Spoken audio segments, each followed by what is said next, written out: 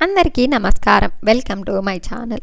ఈరోజు వీడియోలో మనం ప్రేమతో వందనం అనే కథ గురించి తెలుసుకుందాం.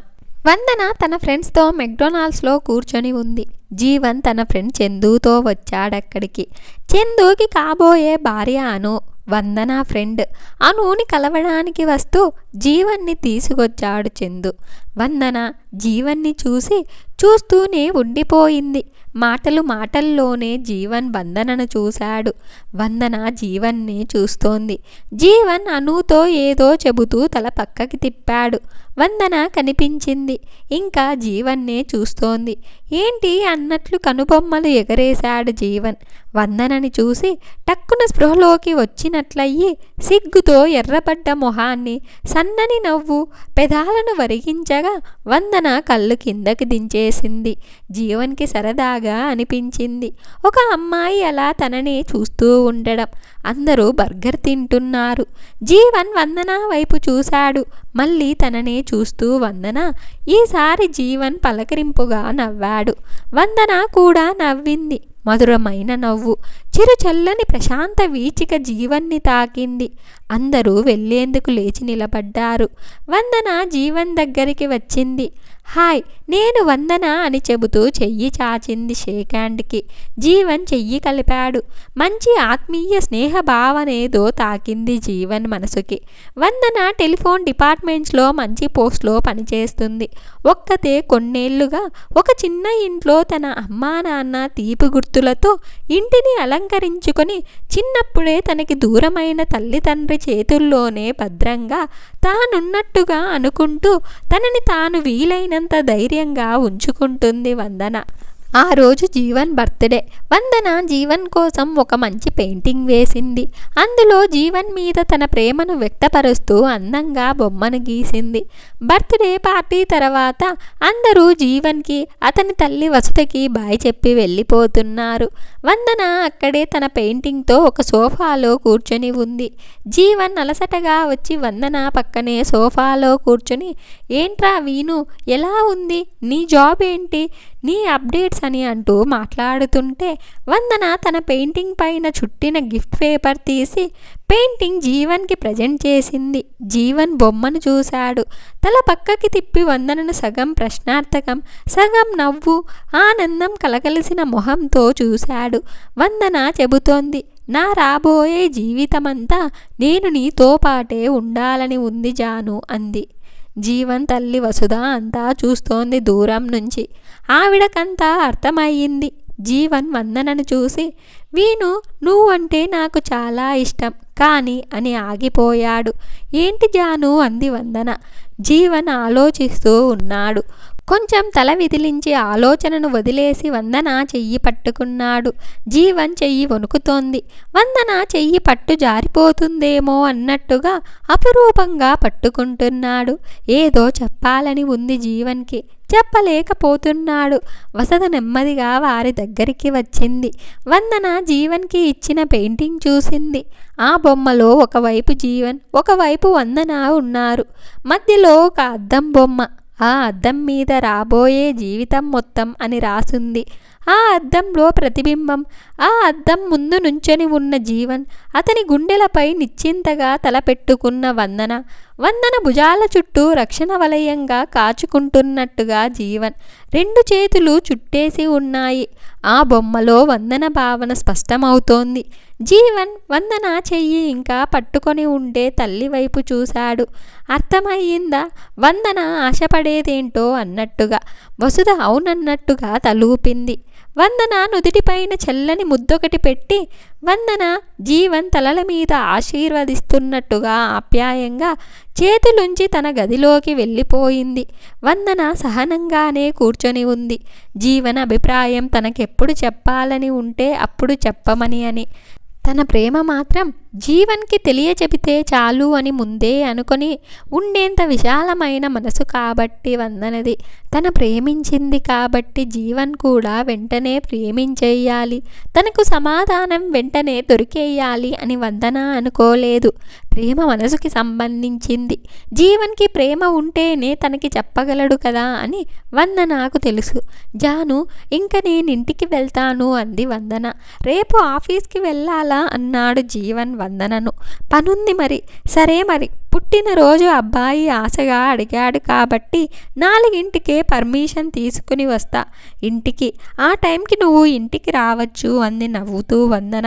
జీవన్ మరో రోజు సాయంత్రం వందన ఇంటికి వెళ్ళాడు. వందన గులాబీ రంగు కాటన్ చీరలో మంచి కాఫీ రెడీ చేసి జీవన్ రాక కోసం ఎదురు చూస్తూ ఇళయరాజా పాటలు సన్నగా వినిపించేలా చేసి అలా అన్నీ తయారుగా ఉంచి మంచి ఆహ్లాద వాతావరణం సృష్టించింది. జీవన్ తెల్లని టీషర్ట్, లైట్ బ్లూ జీన్స్లో వచ్చాడు. చేతిలో అన్ని రంగులతో అందంగా అమిరిన పువ్వులతో ఫ్లవర్ బొకే తెచ్చాడు. వందన జీవన్కి కాఫీ ఇచ్చింది. జీవన్ కాఫీ తాగి, వీణు, నేను నీతో మాట్లాడాలి అన్నాడు. చెప్పు జాను అంది వందన. అమ్మా నాన్న లేకుండా ఒంటరిగా ఇన్నేళ్ళు ఉండడం కష్టమే కదా, ఎలా భరించావని అడిగాడు జీవన్. కష్టమే, కానీ తప్పదు అన్నప్పుడు ఏడుస్తూ బలహీనపడితే సమస్య తీరదుగా. అందుకే నవ్వే దారులనే ఎంచుకున్నాను. చిన్నదే అయినా కనీసం సొంత ఇల్లు మిగిల్చారు నాకు మా అమ్మా నాన్న. దగ్గర చుట్టాలు చిన్న వయసులో తోడుగా ఉన్నారు. నాకు సహాయం చేసేది కొంత, వారి స్వలాభం కొంత చూసుకునేవారు. అయినా పర్లేదులే నా అని చెప్పుకోవడానికి ఓ నలుగురున్నారు అని సర్దుకుపోయాను. నేను అమ్మా నాన్న లేని అనాథనే. ఆ బాధ తెలిసిన నేను బాగా ఊహ తెలిసాక అనాథ శరణాలయాలకు వెళ్ళి శని ఆదివారాలు అక్కడే ఉండేదాన్ని. వారు ఏది తింటే అది తిన్నాను, వారు ఎలా ఉంటే అలాగే ఉన్నాను. సోమవారం నుండి శుక్రవారం వరకు ఇంట్లో వరుసకు అమ్మమ్మ మామ అయ్యే వారితో ఉండేదాన్ని. కొంచెం దూరపు చుట్టాలే అయినా అనాథ శరణాలయంలో పిల్లలకి కనీసం ఇలా కూడా బంధువులు లేరు. వారు నాకంటే బాధలో ఉన్నారు, అయినా ధైర్యం తెచ్చుకొని బతికేస్తున్నారు. మరి నేను ఇంకెంత ధైర్యంగా ఉండాలి అని నన్ను నేను ఉత్సాహపరుచుకునేదాన్ని. అలా అలా చిన్న వయసులోనే జీవితమంతా అర్థమయ్యింది అనిపించింది నాకు అంది. పెదవులపై చిన్న చిరునవ్వు, కళ్ళలో చిరుచమ్మతో వందన. జీవన్ ఎదురు కుర్చీలోంచి లేచి వచ్చి వందన తలపై ప్రేమగా చెయ్యి వేసి చెప్పాడు. వీణు, మరి ఇప్పుడు పెళ్లి చేసుకునే సమయం వచ్చింది నీకు. చిన్నప్పటి నుండి సరి అయిన కుటుంబ జీవితం లేని నీకు ఇప్పుడు నిండుగా కుటుంబ సభ్యులు ఉండే ఇంటికి కోడలుగా వెళ్ళాలి అనే ఆశ ఉండడం సహజం కదా అన్నాడు జీవన్. ఓ అని నవ్వుతూ తలూపింది వందన. మరి వీణు, నీకో మాట చెప్పాలి. మా అమ్మ మా నాన్నను కోల్పోయి 20 ఏళ్ళు అవుతోంది. నాన్న ఆర్మీ ఆఫీసర్, యుద్ధంలో చనిపోయారు. నాకు 6 ఏళ్ళప్పుడు. అమ్మ చాలా ఏడ్చేది. ఒకరోజు నన్ను ఒళ్ళో కూర్చోపెట్టుకొని, కన్నా నువ్వే రోజు నాన్న కావాలి అని బాధపడకూడదు. నాన్న దేశం కోసం తన ప్రాణాలు అర్పించారు. మనం ఆయన ప్రాణాలతో లేరని, మనకు తోడుగా లేరని మనం బాధపడవద్దు. ఆయన తన తల్లి భరతమాతకు తన ప్రాణాలు ధారపోశారని గర్వపడదాం. అదే మనం మీ నాన్నకు ఇచ్చే ప్రేమాంజలి. మనం ధైర్యంగా కూడకట్టుకొని నవ్వుతూనే బతకాలిరా అని చెప్పి నా వెన్ను తట్టి నాకు ఆధారం అయ్యేది మా అమ్మ. నాన్న వంతు ప్రేమ ఆసరా కూడా అన్నీ తానే నాకు అయ్యింది. నాన్న లేరు అని బలహీన పడకుండా నాన్న కూడా తనలోనే ఉన్నారన్నట్టుగా రెట్టింపు బలంతో తనను తాను నిలబెట్టుకొని నన్ను నడిపించింది మా అమ్మ. ఇప్పుడు నేను ఒక ఆర్మీ ఆఫీసర్ని వీణు. నేను నా తండ్రిలా దేశం కోసం బ్రతుకుతాను, అవసరమైతే దేశం కోసం చనిపోతాను అని స్పష్టంగా చెబుతూ వందన వైపు సూటిగా చూశాడు. వందన భావాలను అంచనా వేసుకునేందుకు వందన జీవన్ని చూసింది. ఇప్పుడు సెలవు మీద ఈ ఊరికొచ్చాను వీణు. మళ్ళీ 4 రోజులకి నేను ఢిల్లీ వెళ్ళిపోవాలి. నిజంగా ఈ ట్రిప్లో నువ్వు నాకు ఇలా బంధంగా మారిపోతావని నేను అసలు ఊహించనే లేదురా. ఇప్పుడు నువ్వు నిర్ణయించుకునే దాని మీద నీ భవిష్యత్తు ఆధారపడి ఉంటుంది. బాగా ఆలోచించుకో వీణు అని అన్నాడు.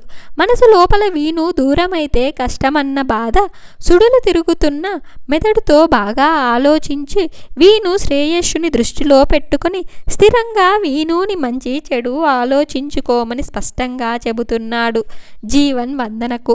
అంతా విన్న వీణు కాసేపు మౌనంగా ఉంది. జీవన్ బాల్కనీలోకి వెళ్ళి నించొని బయటికి చూస్తున్నాడు. వందన లేచి వచ్చి జీవన్ చెయ్యి పట్టుకొని ఇంట్లోకి తీసుకొచ్చింది. జాను అని పిలిచి జీవన్ని చూస్తుంది. ఏంటి అన్నట్టు స్థిరమైన చూపులతో జీవన్ చూస్తున్నాడు వందనను. జాను, నీకు నేనంటే ఇష్టమా కాదా అది చెప్పు ముందు నువ్వు అంది వందన. వీణు, అది కాదు ముఖ్యం, నీ భవిష్యత్తు గురించి సరైన నిర్ణయం తీసుకోవడం ముఖ్యం ఇప్పుడు అన్నాడు జీవన్. జాను, నీకు నేను ఇష్టమో కాదో ముందు తెలియాలి నాకు అని చెప్పాలి కదా, ముందు నువ్వు అంది వందన. నాకు దేశ సైనికునిగా దేశం మీద ఉన్న ప్రేమ మాత్రమే ఎక్కువ అన్నాడు స్థిరంగా జీవన్. సరే అలానే, అది తగ్గించుకోమని అడిగేంత బాధ్యత లేని పౌరురాలని కానులే నేను. నీకు నా మీద ప్రేమ ఉంటేనే కదా మన పెళ్ళికి అడుగులు పడేది, అందుకని అడుగుతున్నాను అంది వందన. నా జీవితం శాశ్వతమో అశాశ్వతమో నాకు తెలియదు కదా వీణు అన్నాడు కొంచెం బాధగా జీవన్. వందనకు ఆ మాటలకు కళ్ళల్లో నీళ్లు గిర్రున తిరిగాయి. అయినా సరే బయటపడకుండా ఐ లవ్ యూ జాను అనేసింది వందన. జీవన్ కూడా వెంటనే అప్రయత్నంగా ఐ లవ్ యూ టు వీణు అని చెప్పాడు. వందన హాయిగా నోరారా నవ్వేసి జీవన్ చేతులు పట్టుకొని జీవన్ కళ్ళలోకి చూసి చెప్పింది. జాను, ప్రేమ పుట్టేది మన చేతుల్లో లేదు. ఆ ప్రేమ ఎవరి మీద ఉంటే వారితో గడిపే జీవితం ఎంతసేపైనా అది ఆనందదాయకమే. నాకంత రాసి పెట్టుంటే అంతవరకు నీతో నా జీవితం, నా జీవన సహచర్యం నీతోనే. దేశం కోసం ఎంతో ఆలోచించే మీ కుటుంబంలో భాగమవ్వడం, ముఖ్యంగా నా మీద నీకు ప్రేమ ఉండడం నాకు చాలా సంతోషమైన విషయం. అది చాలు నాకు. నువ్వు, అత్తమ్మ అందరం కలిసి ఉన్నంతసేపు ఆనందమంతా మనదే. ఒకవేళ దైవం నిన్ను నాకు దూరం చేస్తే నేను ఒంటరి అయిపోతాను అని నువ్వు పడే బాధ నిజమే. నువ్వు లేకుండా అనే విషయం నాకు చాలా బాధే. ఆ బాధ తర్వాత ఎప్పుడో తట్టుకోలేనని ఎప్పుడే నిన్ను దూరం చేసుకోవడం నాకు ఇంకా నరకం. నీ నెచ్చిలిగా, నీ సగభాగంలా కొంతసేపైనా నేను బతికినా అది నాకు జీవితం మొత్తం ఆనందాన్ని మూట కట్టించినట్టే అని ఒక నిమిషం ఆగింది వందన. ఏంటి వందన ఆలోచించేది అని జీవన్ చూస్తున్నాడు వందనని. వందన చెబుతోంది. జాను, ఒకవేళ భౌతికంగా నువ్వు దూరమైతే భరించడం నాకెంత కష్టమైనా మన ప్రేమ జ్ఞాపకాలతో నేను జీవితం గడిపేసే ధైర్యం తెచ్చుకుంటాను. అదే కాక ముఖ్యంగా ఇన్నేళ్ళు ఒంటరి పోరాటం చేసిన అత్తమ్మకు నువ్వు కూడా లేని జీవితం ఇంకా బరువు అవుతుంది.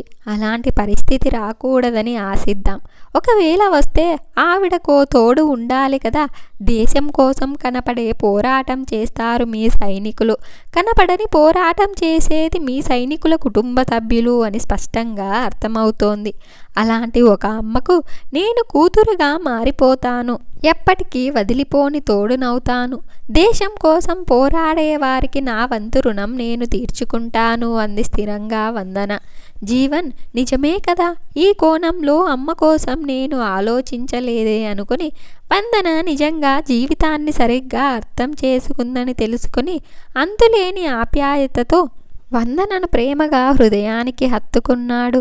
ఇంకోసారి మనసారా ఐ లవ్ యూ వీణు అని ప్రేమగా చెబుతూ జీవన్ని అపురూపంగా తన చేతులలో బంధించుకుంది ప్రేమతో వందన.